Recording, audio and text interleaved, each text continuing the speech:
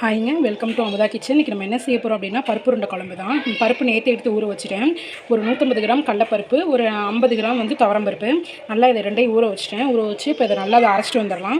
அதோட என்னென்ன போடணும் அப்படின்னா, ஒரு 5-6 பல் பூண்டு, சும்மா லேசாக காரத்துக்காண்டி ஒரு 3 வரமிளகா, கொஞ்சம் சோம்பு, இதை 1-2 குறப்பாக அரைச்சிட்டு வந்துடலாம். குழம்புக்கு எப்பொழுதும் போல தான் நம்ம புளிக்குழம்பு செய்வோம்ல, ஆஸ் யூஷுவல் அது மாதிரியே தான். கொஞ்சம் சின்ன வெங்காயம் எடுத்து கட் பண்ணியிருக்கேன், கருவேப்பிலை தாளிக்கு ஒரு 1/2 தக்காளி.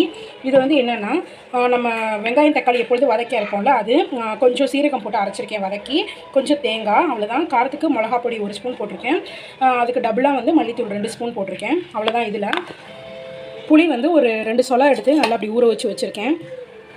நம்ம ஃபஸ்ட்டு இதை அரைச்சிட்டு வந்துட்டு அதை உருண்டையை வேக வச்சுட்டு, உருண்டைக்கு அதுக்கப்புறம் வெங்காயம், நம்ம பூண்டு இதெல்லாம் குட்டி குட்டியாக கட் பண்ணி போடணும், கருவேப்பிலை இதெல்லாம் கட் பண்ணி போட்டு உருண்டையை வேக வச்சு எடுத்துக்கிட்டு அதுக்கப்புறம் நம்ம குழம்பு தாளிக்கலாம். அவ்வளோதான். பருப்பு வந்து 1-2 அரைச்சிட்டு வந்துட்டேன். அதுக்கு தேவையான அளவு உப்பு, மஞ்சத்தூள் போட்டுக்கலாம்.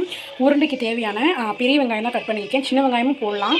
நான் பெரிய வெங்காயம் போட்டிருக்கேன். பெரிய வெங்காயம், கருவேப்பிலை குட்டி குட்டியாக கட் பண்ணியிருக்கேன், பூண்டு, தேங்காய், அவ்வளோதான். இது எல்லாத்தையும் ஒன்றா போட்டு நல்லா பிசைஞ்சு இட்லி கொப்பரில் குட்டி குட்டி உருண்டையாக பிடிச்சி நம்ம வேக வச்சு எடுத்துடலாம்.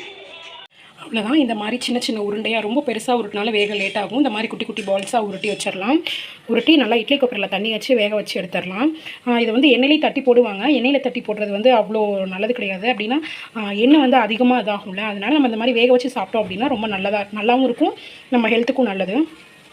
இப்போ இட்லி கொப்பரையை வச்சு எண்ணெய் ஊற்றி 3 எண்ணெய் ஊற்றிருக்கேன். கடலெண்ணெய், நல்லெண்ணெய், கொஞ்சம் விளக்கெண்ணெய். இந்த சீரகத்தை போட்டுடலாம், கொஞ்சம் சீரகம், இந்த ஸ்பைசஸ் போடணும், பட்டை, கிராம்பு, 2 ஏலக்காய், ஒரு அன்னாச்சி போட்டிருக்கேன். இதையும் போட்டுடலாம். நல்லா பொரிஞ்சு வந்ததுக்கு அப்புறமேட்டுக்கு நம்ம கட் பண்ணி வச்சுருக்கிறேன் தக்காளி வெங்காயத்தை சேர்த்துடலாம். நல்லா பொரிஞ்சிருச்சு.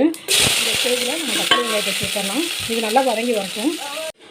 நம்ம ஏற்கனவே குழம்பா கூட்டி வச்சுருந்தோம்ல, நம்ம அரைச்சி அந்த தக்காளி, வெங்காயம், தேங்காய் பேஸ்ட்டு, அப்புறம் அந்த புளி நம்ம கரைச்சி வச்சுருக்கிறது, அப்புறம் கொஞ்சம் உப்புத்தூள், மிளகாப்பொடி, மல்லிப்பொடி, அப்புறம் கொஞ்சோண்டு மஞ்சள் தூள் எல்லாம் போட்டு கலக்கி அதை ஊற்றிட்டேன். தக்காளி வெங்காயம் நல்லா வதங்கிருச்சு. இது நல்லா ஒரு கொதி வந்தோடனே நம்ம உருண்டையே போட்டுடலாம்.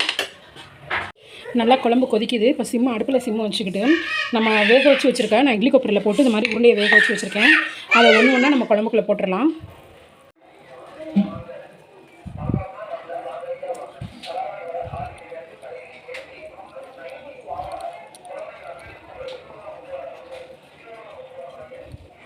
நான் எல்லா உருண்டையும் சேர்த்துட்டேன். ஒரு 5 நிமிஷம் அப்படியே குழம்பு சிம்லேயே இருக்கட்டும். நல்லா அந்த உருண்டையில் நம்ம அந்த குழம்புல போட்டிருக்க உப்பு, புளி, காரம்லாம் நல்லா அதில் பிடிச்சி வரட்டும்.